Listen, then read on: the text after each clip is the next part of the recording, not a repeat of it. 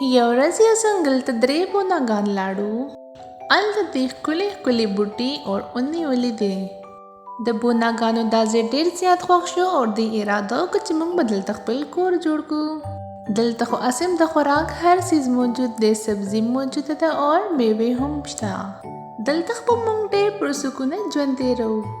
بوناګانو ځانله په ځنګل کې کور جوړ کړو او هلته خپل ژوند تېرول شروع کړو. اور لږې ورځې پس بادشاه خپل نوکران ولېږل چې تاسو لاړ شئ او ځنګل نه ونې ماتې کړئ. اور د ځنګل نه ټول مارغان والوتو. بوناګانو چې دا هر څه وکتل نو دوی ډېر زیات خفه شو او بادشاه پسې لاړو.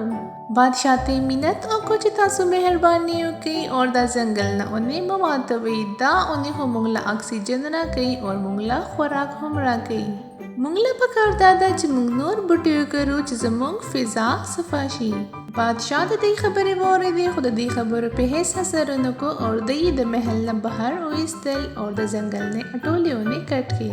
بوناګان ډېر زیات خفه او پریشان و ځکه چې د هغوی کور ورسره هم ختم شو. اور لږې ورځې پس هلته کې سیلاب راغلو.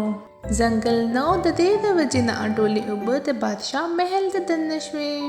اور دغه ټیم بادشاه ته د بوناګانو خبرې رایادې شوې او بیا ورته اندازه شوه چې ځنګل کې ونې ولې ضروري دي. چې سیلاب اوبه څنګه ختم شوې نو بادشاه خپل نوکرانو له حکم ورکړو چې ورشي ځنګل کې بیا بوټي وکرئ.